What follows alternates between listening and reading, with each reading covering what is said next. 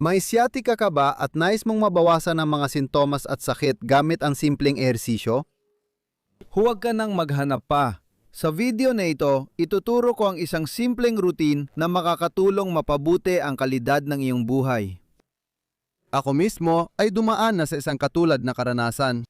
Ilang taon na ang nakalipas, na-diagnose ako na may herniated disc na nagdulot sa akin ng matinding sciatica. Dahil sa kakulangan ng kaalaman, nauwi ako sa operasyon. Kung alam ko lang noon ang lahat ng alam ko ngayon, iba sanang nangyari. Gusto kong ibahagi ang aking personal at professional na karanasan para matulungan kang mapabuti ang kalidad ng iyong buhay. Hindi mo kailangan ng espesyal na kagamitan sa mga ehersisyo basta pursigido ka. Kaya samahan mo ako sa susunod na 10 minuto para matapos natin ang mga ehersisyo na magkasama. Tuklasin mo ang aking programa para sa rehabilitasyon ng herniated disc. 24 na linggo ang haba at 115 ehersisyo na makakatulong sa iyo na makabalik sa normal mong buhay at maiwasan ang mga pag-atake ng pananakit ng ibabang likod. Ituturo ko sa iyo ang 8 ehersisyo para mabawasan ang sakit ng sciatica. Gawin ang lahat ng ito at pumili ng 2 o 3 epektibong ehersisyo para sa iyo, tapusin ng 3 o 4 na set bawat isa. Sige, para sa una, humiga ka ng nakatihaya. Yunat ang isa mong binti. Yung kabilang binti, hawakan mo ito sa likod ng tuhod gamit ang mga braso mong nakaunat. Mula sa posisyong ito, itaas mo ang paa papunta sa kisame hanggat kaya mo. Kapag naabot mo na ang kaya mo, hilain ang dulo ng paa papalapit sa iyo. Panatilihin mo yan ng ilang segundo. At mag-relax. Ulitin, yunat ang tuhod, ituro ang dulo ng paa at panatilihin ng ilang segundo at mag-relax. Gawin natin ang 12 ulit ng sabay. 3 na ang gagawa natin. Ang ehersisyong ito ay naglalagay ng tensyon sa nerbyo at lahat ng kaugnay nitong mga estruktura. Kaya normal lang na kapag ginawa mo ito, maaring makaramdam ka ng panandaliang paglala ng mga sintomas. 4 na ang nagawa natin. Ang paglalagay ng tensyon at pagre-relax na ito ay makakatulong sa ugat na dumula sa sarili nitong balot, tinatanggal ang mga dikit at pinapalaya ito kung sakaling may anumang uri ng pagkakaipit. 6.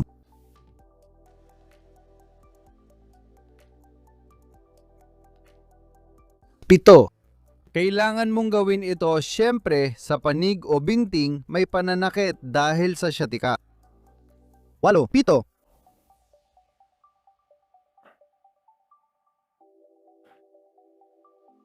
Siyam.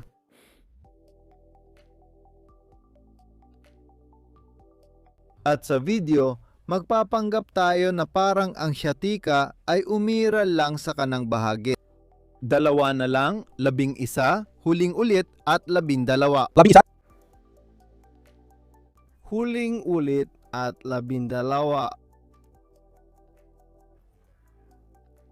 Magaling! Susunod ay isang pag-unat ng piriformis na talagang epektibo lalo na sa pekeng sciatica. Kung gusto mong malaman kung ano ang totoong sciatica o pekeng sciatica, ang kailangan mo lang gawin ay mag-click sa kanang itaas na bahagi ng screen para mapanood ang isang paliwanag na video. I-cross ang binti kung saan nararamdaman mo ang sciatica sa ibabaw ng kabilang binti. Pagkatapos, ipasok ang iyong mga kamay sa pagitan ng 2 binti para hawakan ang kaliwang hita at hilahin ang hita at binti na yon papunta sa iyong dibdib.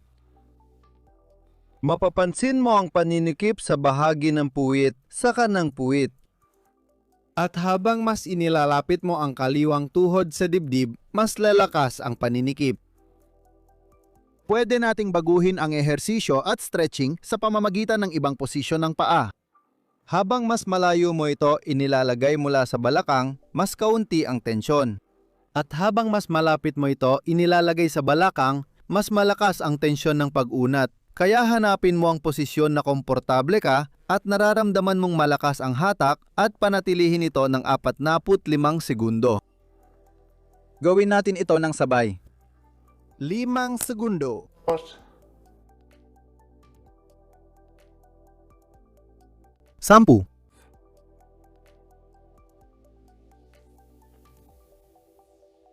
15.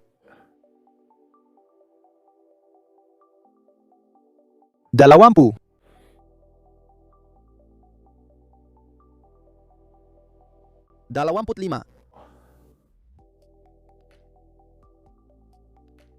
30.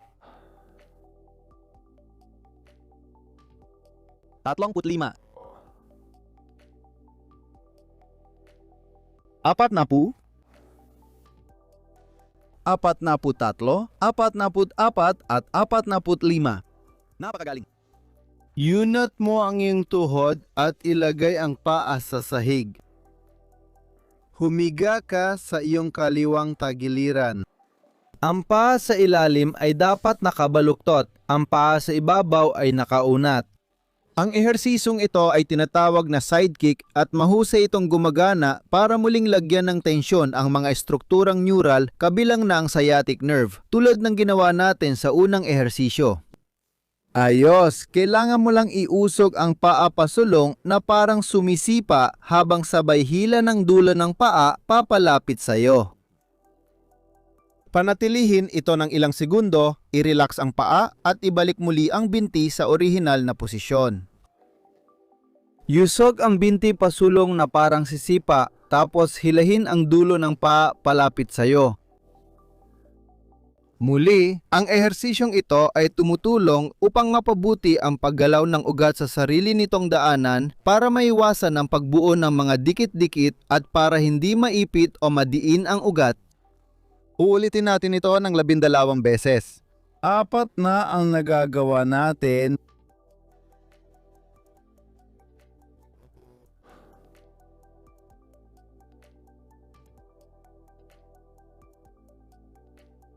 Lima, 6, sipa at dulo ng paa.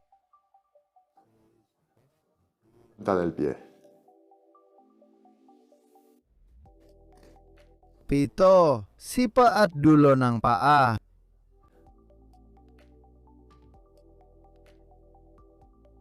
8,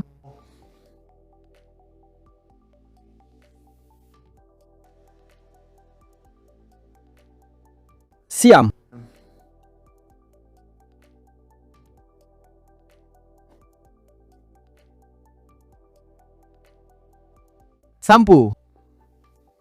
Dulo ng paa, huwag nating kalimutan at panatilihin natin ang tensyon na yan ng ilang segundo.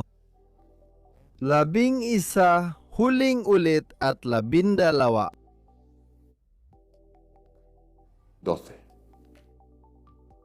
Ayos, ilagay ang isang paa sa ibabaw ng isa pa at magpahinga sandali.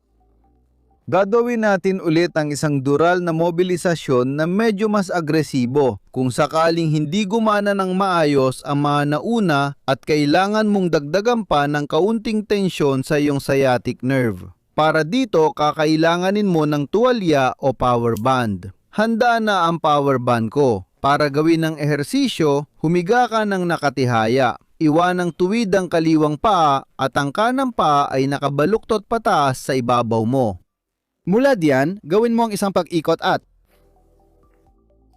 i-extend ang tuhod para maging kasing tuwid hanggat maaari ang iyong binti. Kasabay nito, subukan mong iikot ng todo ang iyong gulugod sa pamamagitan ng pagdadala ng kanang balikat mo paatras hanggat maaari. Mula rito, ang gagawin natin ay ikabit ang elastiko o tuwalya sa paa sa ganitong paraan. Habang ang binti ay nakaunat ng todo at ang gulugod ay nakaikot ng todo, ang gagawin natin ay hilahin ang elastiko para ilapit ang dulo ng paa sa iyo na maglalagay ng matinding tensyon sa iyong sciatic nerve. Panatilihin ito ng ilang segundo at mag-relax. Hindi kailangan panatilihin ang tensyon na yon ng matagal. 5 o 6 na segundo lang ay sapat na. 2 beses na natin ito nagawa, tandaan dapat laging nakaatras ang kanang balikat hanggat maaari. Gawin na natin ang pangatlo. 3, Relaja. Ang mapapansin mo ay 4. Isang matinding pagkapit o paninikip sa likod ng iyong binti o minsan umaabot pa hanggang puwitan. 5. Ito na ang pinakamataas na antas ng pagdulas ng nerbiyo o mobilisasyong neuromeningeal na meron. Ginagamit lang ito kapag talagang pabalik-balik ang sciatica. 6, At sa mga pagkakataon na ang ibang mga teknik ay hindi nagbibigay ng kahit anong resulta. 7. 7, Sabay nating tatapusin ang 12 ulit. 8. 8,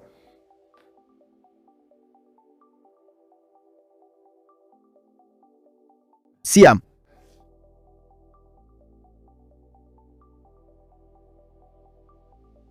10.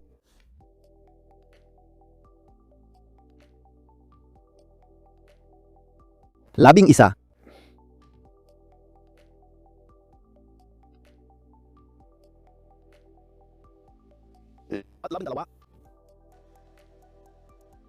Ayos lang. Tanggalin ang elastiko. Ilagay mo muna ito sa tabi dahil hindi natin ito kakailanganin ng matagal-tagal. Ang susunod ay ang ehersisyo ng esfinghe na bahagyang binago para magkaroon ng karagdagang epekto sa sciatica. Kung napanood mo na ang mga video ko tungkol sa disc herniation, pamilyar ka na rito. Kailangan mong humiga ng nakadapa, nakasandalang pubis, napakahalaga, pati ang tiyan kung maaari at ang mga bisig. Sasahik. Mula sa posisyong ito, igalaw ang mga paa papunta sa gilid kung saan nararamdaman ang sciatica. Palagi nating ginawa ang kanang bahagi kaya itutuloy natin ito. Gumawa ka ng maliliit na hakbang papunta sa kanan. Para ang katawan mo ay magkaroon ng obtusong anggulo sa pagitan ng iyong katawan at mga binti at basta mag-relax ka lang at panatilihin ang posisyon. Dapat kang manatili ng mga 10 hanggang 15 minuto pero kung hindi mo kaya at 5 minuto lang ang kaya mo, ayos lang yon. Mas mabuti na ang 5 minuto kaysa wala. Mag-relax ka, ipahinga mabuti ang pubis at tiyan para ma-relax ang ibabang likod at tiisin hanggat kaya. Pagkatapos ng ehersisyo, matapos ang 5, 10 o 15 minuto, bigang pansin mo itong paalala dahil kung bigla kang tatayo, maaring sumakit ang iyong ibabang likod. Ibalik mo ang mga binti mo na nakaayos ng pantay sa katawan. Magpahinga ka ng ilang segundo. Sunod, humiga ka ng nakadapa at muli kang magpahinga ng ilang minuto. Pagkatapos, humiga ka ng patagilid. Magpahinga ka ng ilang minuto. At sa huli, umupo ka sa iyong puwitan para muling magpahinga ng 5 minuto bago ka tumayo. Sa kabuuan, dapat ay umabot ng 5 hanggang 10 minuto ang paglipat bago ka tumayo dahil hindi gusto ng likod ang mabilis na pagbabago ng posisyon. Maglaan ka ng oras para maiwasan ang mas matinding sakit sa ibabang likod.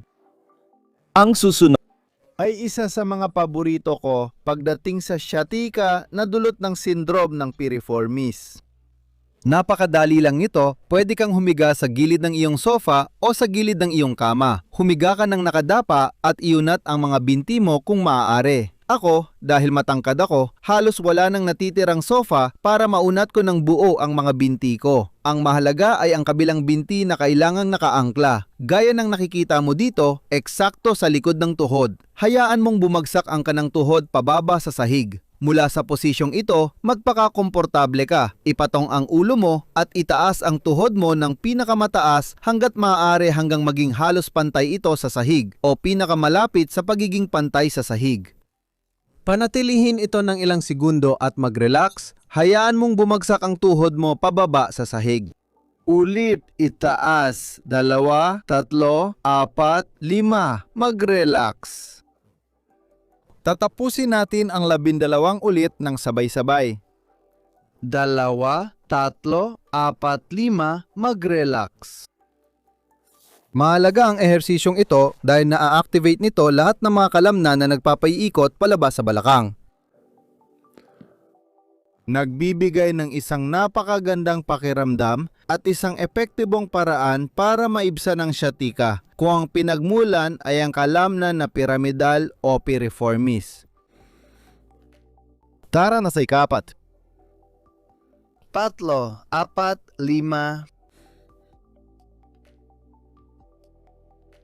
6, 7, 8, 9, 10.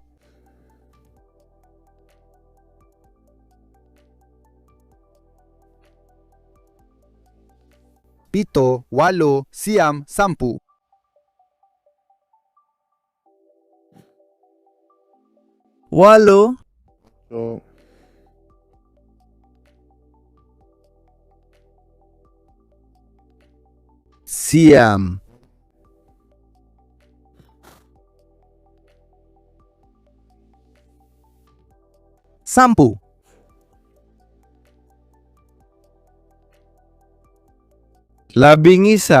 10,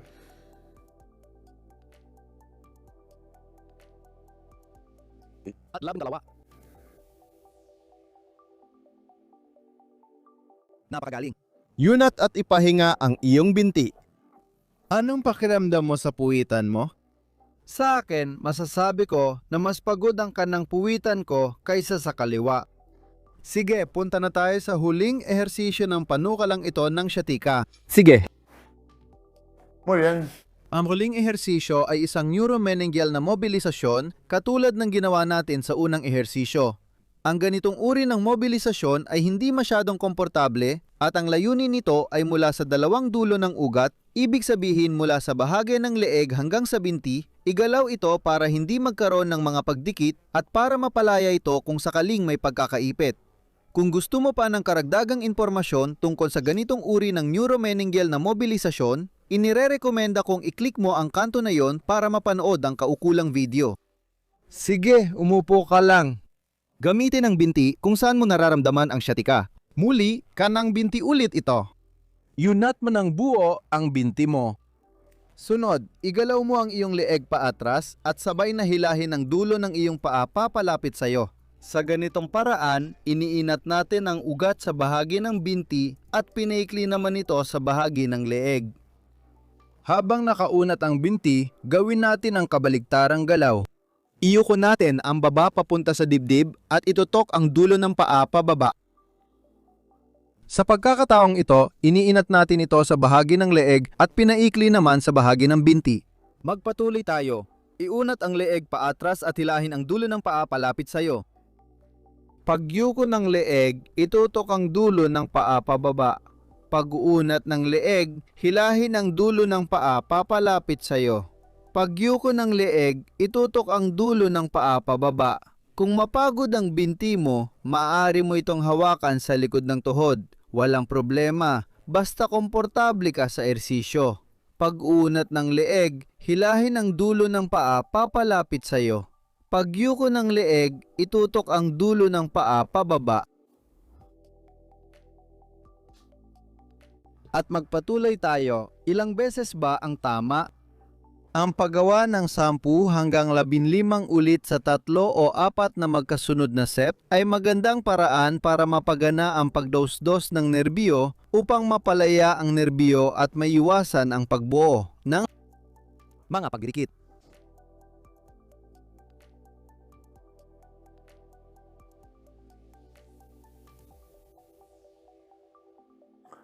Kung nakakaramdam ka ng pananakit sa leeg o pagduduwal, pagkahilo, kadalasan ay mas mainam na huwag mo munang gawin ang ehersisyong ito at subukan na lang ang ibang tinalakay natin.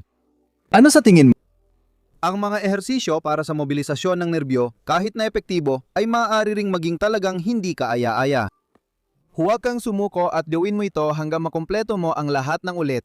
Sigurado akong makikita mo agad ang magandang resulta pagkatapos ng ilang sesyon. Natapos na natin ang isang set ng bawat ehersisyo. Kung may mas maraming oras, magdagdag ng 1 o 2 set sa bawat ehersisyo para mas maganda ang resulta o piliin ang pinakaangkop na ehersisyo at kumpletuhin ang 3 o 4 na set. Gawin ang routine 3 o 4 na beses kada linggo. Pagkalipas ng ilang linggo o isang buwan, mapapansin mo ang malaking pagbabago sa pananakit ng iyong syatika. Nandito lang ako gaya ng dati, naghihintay sa'yo sa channel para gawin ng mga ehersisyo.